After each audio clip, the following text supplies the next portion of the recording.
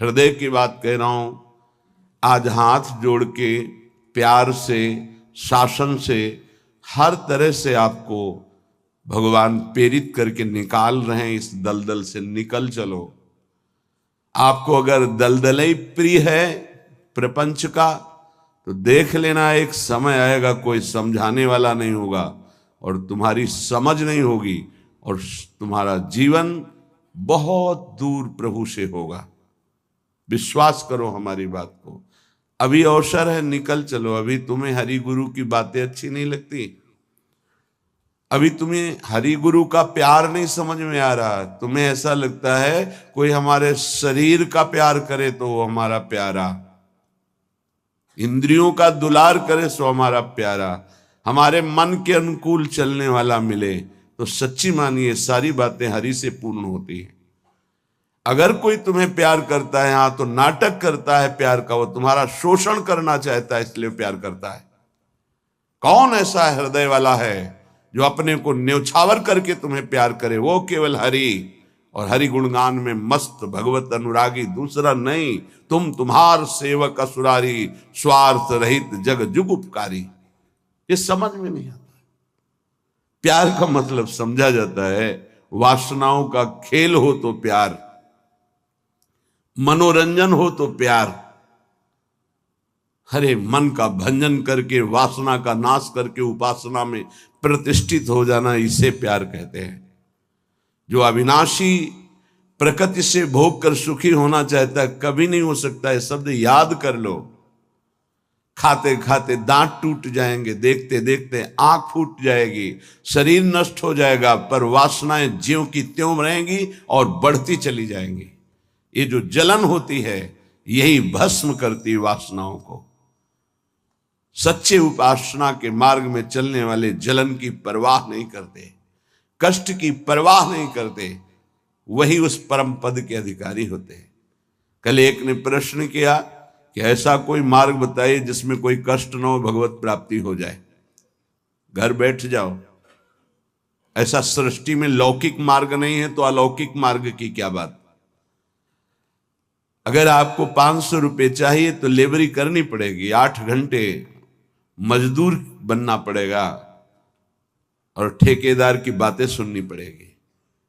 कोई भी कार्य करो आप, क्या सहज है, क्या सुखपूर्वक है, लेकिन आप लक्ष्य जब धन रखते हैं तो बड़े से बड़े कष्ट और कटु वचन को सहते हैं। आप जब दुख से निकलने के लिए लक्ष्य बना लिया भगवत प्राप्ति, तो फिर ये मनोरंजन कैसा, यही समझ में नहीं आता। एक आदमी प्यासा होता है, पानी पिला दे, कभी अगर वो दोबारा दिखाई देता है तो नेत्र नम हो जाते हैं कि एक दिन की प्यास इसने बुझाई थी। जन्म जन्म की प्यास बुझाने के लिए नाम मिला, मंत्र मिला, उपासना मिली, उसका कोई महत्व नहीं। ये तुम्हें प्यार नहीं नजर आ रहा। जो कभी संभाषण नहीं करते थे, देखते नहीं थे, वे तुम्हें अंतर और बाहर दोनों से देख रहे, तुमसे संभाषण कर रहे हैं, ये तुम्हें प्यार नहीं समझ में आ रहा।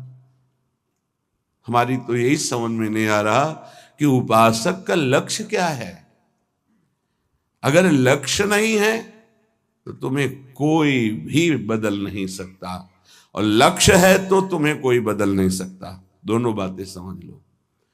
लक्ष्य नहीं है तो तुम्हें परमार्थी कोई नहीं बना सकता, और लक्ष्य है तो तुमको कोई स्वार्थी नहीं बना सकता। चाहे जितना कुसंग हो जाए, तुम्हारा परिवर्तन नहीं हो सकता, क्योंकि तुम्हारा लक्ष्य है हरि गुरु को प्राप्त करना।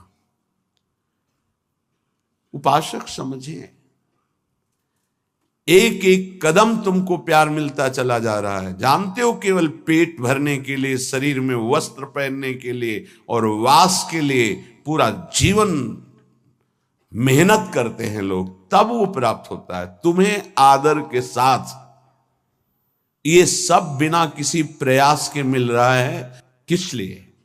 तुम भगवान के हो, प्रियालाल के हो। इस बात की तुम्हें इज्जत रखनी है कि तुम प्रभु के दास हो, उसी की सब सुविधा है। अगर दासत्व विषयों का रखोगे तो छल कर रहे हो हमारे प्रभु के साथ। ये छल तुम्हारे हृदय को ताप पहुंचा देगा। ऐसा ताप जो कहीं शांति नहीं मिलेगी। समझ में नहीं आता। मेरे प्रभु उतरते चले जाते हैं, झुकते चले जाते हैं आपको उठाने के लिए। आप ऐंठते चले जाते हैं कि आप कुछ हैं, भोगना पड़ेगा आपको आगे। शब्द याद कर लीजिए, आगे आपको प्रतिकूलता ऐसे घेरेगी कि फिर कोई बचाने वाला दिखाई नहीं देगा, वो आप क्लेशित होंगे। इसलिए सावधान हो जाइए, परिस्थिति को सहना सीखिए। सहत सहत बाढ़े भगति गृह तन गुरु हितगार। जो सहनशील वही महात्मा होता है, जो सहनशील है वही प्रेम रस का अधिकारी बनता है, जो सहनशील है वही प्रियाजू का कृपा पात्र बनता है। प्रियाजू कृपा पे कृपा करती चली जा रही, संसार समुद्र से निकाल करके अपने महल में रखकर अद्भुत सुख दे रही। यहां जानते हो भजन का स्वरूप क्या है? रहना ही भजन हो जाता है। पर रह कहां पा रहे हो? यहां तन यहां रह रहा है, मन विषयों में, मन नाना प्रकार की कामनाओं की पूर्ति में। क्या वृंदावन वास हो रहा है? ये वनवास है। वृंदारण्ये चर अचर दृक् पश्य वृंदावन श्री। जिह्वे वृंदावन गुणगान कीर्त श्रोत्र गृह्यान। वृंदाटव्या भज परिमल घ्राण गात्र त्वमस्मिन्। वृंदारण्ये लुठत पुलकितम कृष्णो केलिस्थलीषु। यह है भजन वृंदावन का। बोले नेत्रों से तुम यहां वृंदावन वासी जो खगमृग पशु पंछी मनुष्य हैं, इनको भाव से देखो। ये सब भजनानंदी महापुरुष हैं। ये भजन के प्रताप से यहाँ कोई सूकर बना हुआ है, कोई कुकर बना हुआ है, कोई पशु पक्षी बना हुआ है, कोई मनुष्य बना, कोई लता, कोई वृक्ष। ये जहां जो कुछ दिखाई दे रहा है, चर अचर दृक् पश्य वृंदावन श्री। ये वृंदावन की अद्भुत श्री वैभव शोभा भगवत स्वरूप है। यहाँ के कुत्ते का भी दर्शन कर रहे हो तो एक बहुत बड़े महात्मा का दर्शन करने से जो फल मिलता है वो मिलेगा, ध्यान रखना। हरिराम व्यास जी आचार्य हैं रस के, वो कह रहे हैं हो मन वृंदावन को श्वान। श्वान माने कुत्ता। यहाँ का कुत्ता कोई साधारण श्वान नहीं है, वो कोई परमहंस महापुरुष है जो प्रियाजू की स्केली कुंज में श्वान रूप धारण किए हुए रज का सेवन कर रहा है। आप क्या समझते हैं? मनुष्य शरीर से भी महान सौभाग्यशाली वो है। क्यों? तुम तो गद्दे पे सोते होगे, वो रज पे सोता है। तुम रज के बने हुए पात्र में विरक्त होकर पाते हो कि नहीं, श्री भगवान जाने। लेकिन उसको भोजन ही रज में मिलता है और रजयुक्त भोजन पाता है। उच्छिष्ट संतों का मिलता है तुम्हें कि नहीं, लेकिन उसको जरूर मिलता है, क्योंकि प्राय उच्छिष्ट ही डालते हैं। संतों का भंडारा हुआ, दोना पत्तल बाहर फेंक दिए गए, एक एक पत्तल को चाट चाट कर साफ संतों की जूठन पा रहा है। कौन है? महाभागवत है वो। यहां के चर अचर को भाव से देखने की कोशिश कीजिए। पशु पक्षी लता वृक्ष मनुष्य, ये सब भगवत स्वरूप है। भजन हो रहा है यहाँ का। आप अगर भाव से दर्शन कर रहे हैं, भजन हो रहा है। अगर भाव का अभाव है तो आपको गलत दर्शन होने लगेगा। ईर्ष्या द्वेष वाली बातें, दोष गुण वाली बातें, माया जनित बातें आपको दिखाई देने लगेंगी। ऐसा यहाँ का भजनानंदी उपासक नहीं देखता, वो भाव से देखता है। खग मृग पशु पंछी जे या बन के चरण शरण रख ली जाए। ये सब भगवत स्वरूप है। सच्ची मानिए, सब भगवत स्वरूप है। ऐसे वृंदावन में रहो, अपने नेत्रों से जो भी देख रहे हो ये सब बड़े बड़े भजन करने वाले महापुरुष हैं। न जाने कौन सा भजन किस जन्म में बना कि वो इस धाम में आकर के नाली के कीड़ा पशु पक्षी इन रूपों में विराजमान है। श्रीपाद प्रबोधानंद जी कह रहे हैं, बाहर मुझे चतुर्मुख परम वेदों का ज्ञाता ब्रह्मा पद ऐश्वर्य पद नहीं चाहिए, लेकिन वृंदावन में नाली का कीड़ा बना दो मुझे। ये जितने भी आपकी दृष्टि में आ रहे हैं, आपका भारी भजन बन रहा है, यदि भाव से आप देख रहे मेरे प्रभु के जन हैं, ये बड़े बड़े भजन करने वाले हैं, चाहे वो कोई बेल हो, कोई वृक्ष हो, ये सब भगवत स्वरूप है।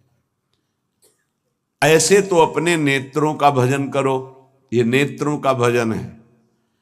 अब जिह्वे वृंदावन गुणगान, जीभ का भजन है वृंदावन की प्रिया प्रीतम की रूप माधुरी, गुण माधुरी, लीला माधुरी, कुंज निकुंजों की ये जो चर्चा करते हैं, अर्थात श्रीमद चतुरासी जी गाते हैं, 42 लीला गाते हैं, श्रीमद राधा सुधा निधि, केली मालजू, महावाणी जू, ये सब वाणी का भजन हो रहा है, दिव्य भजन, वाणी की सार्थकता हो रही। नाम कीर्तन करते हैं, राधा राधा राधा, वृंदावन वृंदावन वृंदावन, जिह्वे वृंदावन गुणगान, जीव का भजन हो रहा है, खूब गुणगान कर रहे हैं प्रिया प्रीतम का। कीर्तय श्रोत, श्रवणेन्द्री का भजन हो रहा है, खूब नाम कीर्तन सुन रहे हैं, बड़ा सुख मिलता है। जब यहाँ सब उपासक जन जोर से गाते हैं, आवाज पहुंचती, हृदय नाच उठता है, अहो भाग्य अहो भाग्य, कीर्तन करने वाले और सुनने वाले दोनों का। नाम संकीर्तनम यस्य सर्व पाप प्रणाशनम, सारे पापों का नाश हो रहा है जब उच्च स्वर से प्रभु के नाम का कीर्तन कर रहे हैं।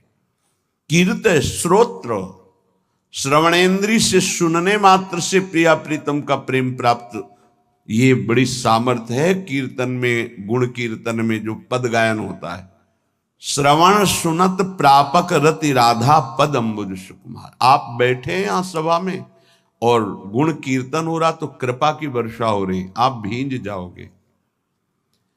रासमंडल में महाप्रभु हरिवंश चंद्रजू के प्राकट्य उत्सव का 1 महीने पद गायन होता है। हमारी एकांतिक रुचि संन्यास वृत्ति के कारण प्रारंभ में सदगुरुदेव भगवान ने कहा कि आप सभा में क्यों नहीं जाते, तो उनका रुचि नहीं, एकांतिक रुचि रही, अकेला रहना शांत ऐसे। वह नहीं, वो सब उसका फल मिल गया है, प्रियाजू के चरणों की शरणागति, तो जाकर के विराजमान होकर के वहां वाणी सुनो ना। वाणी सुनने मात्र से सभा में प्रियाजू की कृपा प्राप्त होती है, बस फिर आगे प्रश्न नहीं हुआ। गुरुदेव के वचन है, अगर सभा है, ऐसे वाणी गायन हो रहा है, आप बैठे हैं, कुछ समझ में नहीं आ रहा, फिर भी आप निष्पाप हो रहे हैं, प्रियालाल के कृपा पात्र बन रहे हैं, ये बात समझनी चाहिए।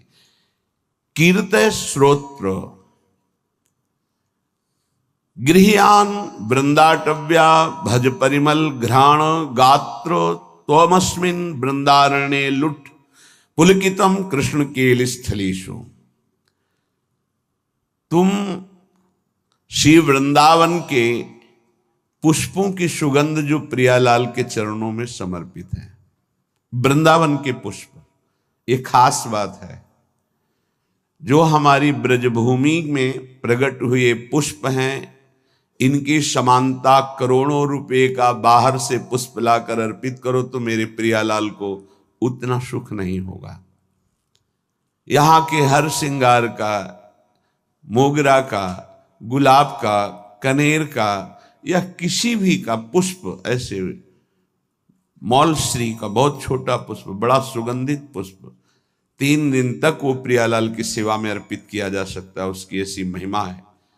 उसकी माला बना के या 4 पुष्प रख दिए, फिर वो जो घ्राणेन्द्रिय में प्रसादी सूंघा जाता है, जो प्रियालाल के श्रीअंग में इत्र अर्पित किया, वो प्रसादी जो घ्राणेन्द्रिय में, श्री तुलसी जो चरणों में अर्पित की गई, वो घ्राणेन्द्रिय में, हृदय में जाके प्रेम लक्षणा भक्ति प्रकट करती है।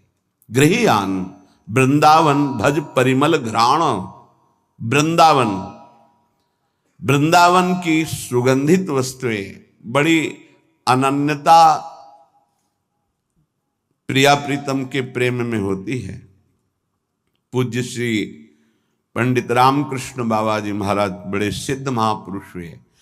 जैसे आप बाहर से आए हैं और फल अर्पित करें, बाबा स्वीकार नहीं करेंगे। तो उनके पास कोई भी वस्तु लाने के लिए ब्रजवासी का सहयोग होता था। किसी ब्रजवासी को दिया, वो ब्रजवासी जब जाके देगा बाबा स्वीकार कर लेंगे। कोई भी वस्तु है ब्रजवासी के हाथ से, दंडोत बाबा ये रख दो। हम अमुक जगह से आए बाबा, ये भेंट नहीं, हटाइए। ब्रजवासी अगर प्रेम से कुछ भी तो वो स्वीकार करते। एक बहुत धनी मानी आए बाबा की सेवा करनी, बोले बात भी नहीं करना जाके। बहुत वो दैन्य हुए तो बोले अगर सेवा करनी है तो जो अनुगामी शिष्य जन थे उन्होंने कहा कि इन घरों में ब्रजवासियों के बाबा माधुकरी लेने आते हैं, इन घरों में सेवा कर दो, वो बाबा को जब देंगे तो वो स्वीकार कर लेंगे। ये थोड़ी सी वृंदावन की निष्ठा रहनी जिससे हम उस रस को प्राप्त होते हैं। गात्र तमस्मिन वृंदारण्य लुंठ, शरीर का यहां पावन होना कैसे होता है? बोले वृंदावन की रज में लोट गया ये लुंठ।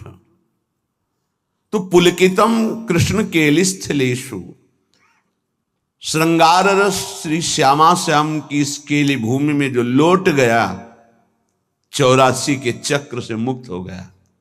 पहले बहुत ऐसा दर्शन होता था परिक्रमा मार्ग में, रज में, कि ऊपर के वस्त्र बाहरी जन भी आकर उतार कर लौटते थे, दंडवती करते थे। ये दुर्भाग्य है कि सुविधा हो गई इस रोड की, दुर्भाग्य है। नहीं, जो रज में परिक्रमा करने में, दर्शन में, लौटने में सुख था वो इस रोड से थोड़ी है। पर कलयुग भगवान की लीला ऐसी है कि इतना आधुनिकता बढ़ती जा रही है कि रज रानी को प्राप्त करना दुर्लभ हो गया। अगर रज रानी ले तो वृंदावन की परिक्रमा में कहां से ले? परिक्रमा तो रोड में अब हो रही है, और रोड में रज रानी कहां मिलेंगे? वृंदावन का जो शुद्ध भजन है वो इस रज की अनन्यता से जागृत होता है, वो बुद्धि से नहीं जागृत होता। जो रजोपसेवी जन है उनके हृदय में जुगल जोरी का भाव जागृत होता है। महोज्वल रसोन्मद प्रणय सिंधु निस्यंदनी, महामधुर राधिका रमण खेलना नंदिनी, रसेन समधिष्ठिता भुवन वंद्य वृंदया, चकास्तु हृदय में हरे परम धाम वृंदाटवी।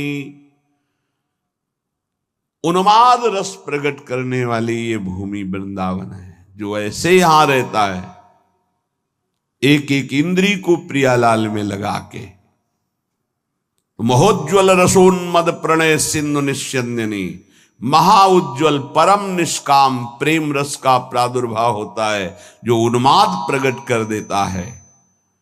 श्री किशोरी जी के सहित रमण जी महाराज अर्थात राधा रमण जी महाराज अपनी विविध प्रेममयी क्रीड़ाओं के द्वारा उसके हृदय को अद्भुत आनंद प्रदान करते हैं, जो ऐसी रहनी से रहता है। त्रिभुवन वंदनीय हो जाता है जो वृंदावन वासी है। ध्यान दीजिए, त्रिभुवन वंदनीय हो जाता है। कहते हैं कि आप नाम जप करो तो आपकी जिह्वा का रोग ठीक हो जाएगा। हर इंद्री समय बीमार है हमारी। नेत्र इंद्री गलत देखना चाहती, श्रवण इंद्री प्रपंच सुनना चाहती, वाक इंद्री प्रपंच की बातें करना चाहती, रसेंद्री सांसारिक भोग भोगना चाहती, जनेन्द्री हर इंद्री अपवित्र हो गई है। इसको इस रहनी से पावन करो। प्रियालाल को अर्पित किए हुए उच्छिष्ट का सेवन करो, प्रसाद का। नाम वाणी का गुणगान करो, नाम वाणी को सुनो, वृंदावन की रज शरीर में लगी रहे। तो महाउज्ज्वल प्रेम रस इसी से प्रकट होता है। वो त्रिभुवन वंदनीय हो जाता है। वो राधा रमण जी की महामधुर लीलाओं का रसास्वादन करता है। ऐसे परमानंद में समधिष्ठित परम धाम श्री वृंदावन हमें स्वीकार करे, अर्थात हमें आश्रय और वास देकर रहनी प्रदान करे। ऐसी रहनी से हम रहें। जन्मनि जन्मनि वृंदावन भुवि वृंदार केंद्र वंद्यायाम अपितृण गुल्मक भावे भवतु ममासा समुल्लसाम। अब तो मेरी एक ही आकांक्षा है।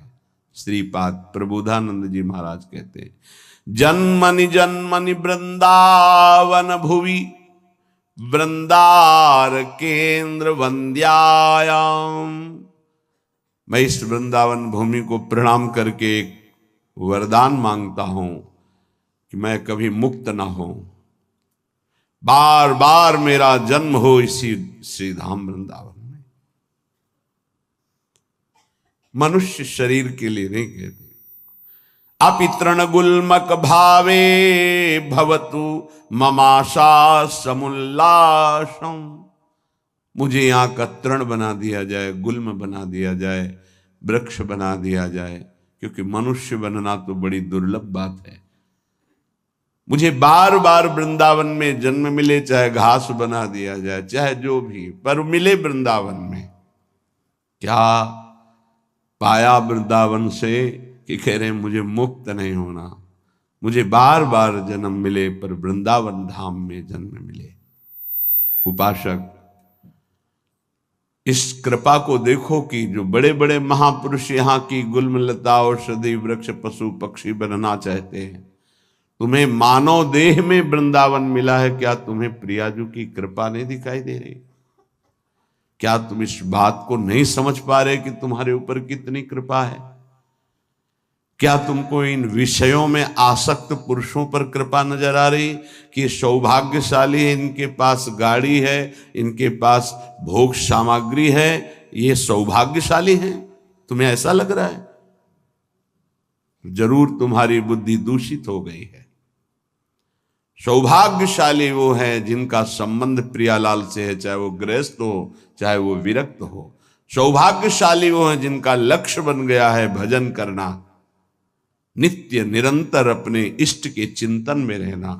कैसा दुर्भाग्य है कि हम अपने प्यारे को छोड़कर संसार की कोई वस्तु, व्यक्ति, स्थान का प्यार चाहते हैं। कैसे धिक्कार है बुद्धि को, कैसे समझाएं? अरे बहुत थोड़ा समय है, अभी तो तुम इंद्रियों के भोग विलासिता की चाह कर रहे हो। अभी भयंकर रोग कोई प्रकट होने वाला है, तुम नहीं समझते हो। फिर क्या करोगे? फिर रोग निवृत्ति के लिए रोगे। कर्म कभी डंडा लेके किसी को नहीं मारता, ध्यान रखना। कर्म घटना बनता है, कर्म परिस्थिति बनता है, कर्म भयानक रोग बनता है, कर्म बुद्धि को भ्रष्ट करता है, कर्म डिप्रेशन बनता है, कर्म नाना प्रकार की कुचिंताएं ये बनता है। आप समझो, बुरी दशा आने के पहले बुद्धि बदली जाती है, बुद्धि को भ्रष्ट किया जाता है, बुद्धि को गिराया जाता है। गुरु कृपा पात्र, हरि कृपा पात्र, और बुद्धि को छोड़ दे विषयों की तरफ, ये तो बहुत बड़ी हानि का विषय है। सावधान, इस जन्म को मत बर्बाद करो। बहुत कृपा हो गई, कुछ देखी देखा बाबा जी बन जाता है। देखी देखा है, इसकी इसका बाढ़ा जोग, छीजी काया बाढ़ा रोग, सधुवई भाषा। एक ने देखा बाबा जी को तो बड़ा सुख है, उनको क्या पता सच्चे मार्ग के पथिक को जितनी मेहनत है विश्व में कोई इसी को इतनी मेहनत है ही नहीं। सच्चाई से समझ लीजिए, कम से कम 5 बजे तक तो सोते ही हैं लोग, वैसे तो 9-10 भी बज जाते हैं। तुम मेहनत करते हो, क्या मेहनत करते हो तुम? बाहरी शरीर की, और रात रात भर जग करके, दिन दिन भर जग कर अपने मन को मारकर चिदानंद तत्व में लगा रहे। अरे जिस अनंत ब्रह्मांडों के स्वामी को सोचने की भी तुम्हारी सामर्थ्य नहीं कि वो है, वो निरंतर उनके प्यार और दुलार में अपने आप की हर इच्छाओं को भस्म करके, हर परिस्थिति को सह करके आगे बढ़ रहे हैं। तुम्हें क्या पता, किसी भोग को लक्ष्य रख करके संत वेश होना या परमार्थ में चलना, किसी सुविधा को लेकर या किसी पद को लेकर, पक्का समझ लीजिए आपका हृदय जलेगा, आपका शरीर दुखी हो जाएगा। पक्का।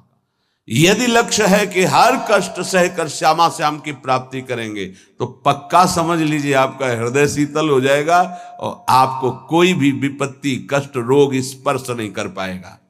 आएगा, स्पर्श नहीं कर पाएगा। दुख देना तो अलग की बात रही। हरि तज होए विषय अनुरागी, वो अभागी है, आप अभागी नहीं हैं।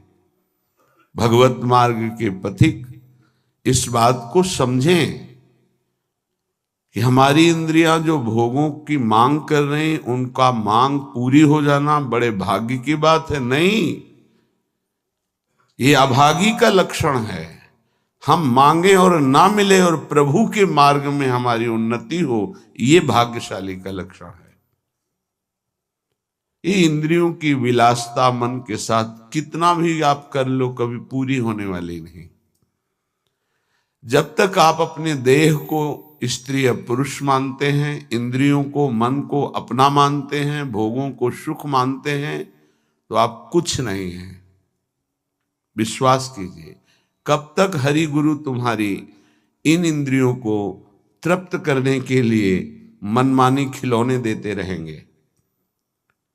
हर तुम्हारी सोच को काल नष्ट कर देगा। इस सोच को यदि अविनाशी बना लोगे तो तुम अविनाशी हो, तुम अविनाशी परम पद के अधिकारी हो जाओगे। बहुत सावधान।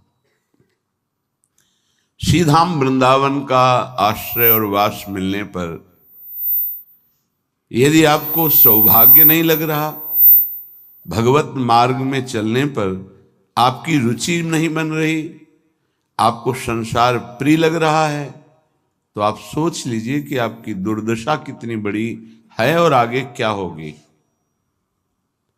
आज समझाने के लिए हरि गुरु तुम्हें प्रयासरत है। जब बच्चा खिलौने के लिए हठ ही कर लेता है, नहीं मुझे चाहिए ही, तो वही पैसा खर्च करके पिता खिलौना दे देता है। लेकिन अगर खिलौनों का हठ न करता तो गोद में बैठा लेता। कब तक खेलते रहोगे इन खिलौनों से? ना ये खिलौने रहेंगे, ना खेलने वाला तुम्हारा शरीर रहेगा। इसलिए सावधान। श्रीपाद प्रबोधानंद जी महाराज कह रहे हैं, वृंदारण्ये चर अचर दृक् पश्य श्री वृंदावनम। ये वृंदावन वासी को भजन के लिए कोई प्रयास नहीं करना पड़ता।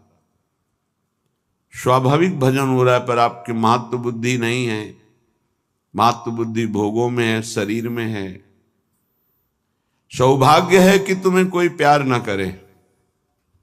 ये बात हमारी समझ लीजिए, नहीं समझ में आएगी। सौभाग्य है कि तुम्हें कोई प्यार ना करे, दुर्भाग्य है कि भगवान से विमुख कोई हमसे प्यार करे। धिक्कार है हमारे भाग्य को यदि प्रभु के सिवा कोई हमें प्यार करे। ये बात नहीं सबकी समझ में आएगी। प्राकृतिक देह को मैं मानने वाला यही चाहता है कि मुझे कोई प्यार करे। कौन प्यार करे? हरि गुरु से बढ़कर कोई अहेतुकी प्यार करने वाला होता है, और वो प्यार कर रहे हैं, तुम्हें प्यार समझ में नहीं आ रहा। तुम्हें भोग विलासिता प्यार नजर आता है, संसार का प्यार नजर आता है, छल कपट वासना का तांडव ये तुम्हें प्यार नजर आता है। बहुत बढ़िया अवसर है, निकल चलो, नहीं भोगना पड़ेगा।